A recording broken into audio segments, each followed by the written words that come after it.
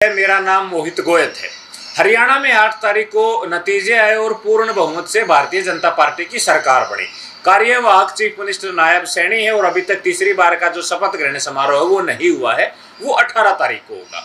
लेकिन इस शपथ ग्रहण समारोह से पहले ही हरियाणा के सीएम को गोली मारने की धमकी दे दी गई। हुआ यूं कि जुलाना विधानसभा से विश्व विजेता पहलवान विनेश फोगाट चुनाव लड़ रही थी और चुनाव के दौरान सोमवीर राठी हल्का जुलाना के नाम से एक व्हाट्सएप ग्रुप बनाया गया। बीजेपी को पूर्ण बहुमत मिला। उस वक्त एक यूजर ने, उस ग्रुप के एक सदस्य ने लिखा कि जो भी हरियाणा का चीफ मिनिस्टर बनेगा उसे गोली मार दी जाएगी, मैं गोली मार दूंगा।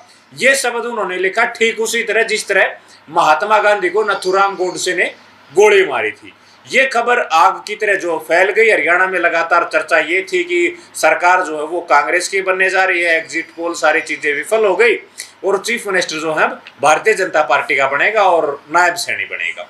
तो ये सूचना फैलने के बाद मामला तूल पकड़ता गया और एक मेहताब सैनी नाम के यूजर ने पुलिस को शिकायत दी, जो उस ग्रुप में सदस्य थे। उन्होंने पुलिस को शिकायत दी। शिकायत के आधार पर मामला दर्ज कर लिया गया और देवरड़ गांव निवासी अजमेर को गिरफ्तार कर लिया गया।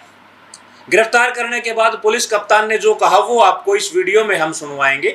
लेकिन हुआ यूं कि चुनाव नतीजे आने के बाद देवरड़ निवासी जिस अजमेर ने ये लिखा था कि जो भी चीफ मिनिस्टर बनेगा उसे गोली मार दी जाएगी, इस मामले में तूल जब पकड़ा, जब ट्विस्ट आया, जब उसने कुछ देर बाद जब उसको ये लगा कि गलत लिखा गया और मामला आग की तरह वायरल हो चुका है, तो उन्होंने ये लिखा कि जिस वक्त मैंने ये लिखा था उस वक्त मैं शराब के नशे में धुत था और मुझे नहीं पता कि मैंने क्या लिख दिया। सॉरी फील भी किया, लेकिन तब तक पुलिस ने उसको गिरफ्तार कर लिया था और जेल भेज दिया था। जुलाना पुलिस ने दावा किया है कि जिस शख्स ने ये लिखा था, अजमेर निवासी देवरड़ ने, उसका विनेश फोगाट या सोमवीर राठी से कोई संबंध नहीं है, वो इनको जानता तक नहीं है। लेकिन फिलहाल उसको गिरफ्तार करके जेल भेज दिया गया है। दोनों का आपस में कोई संबंध नहीं लिख रहा है और पुलिस ने कहा कि जिस व्यक्ति ने ये लिखा था उसका कोई पुराना आपराधिक रिकॉर्ड नहीं है। लेकिन पुलिस कप्तान ने क्या कुछ कहा वो सुनिए आप।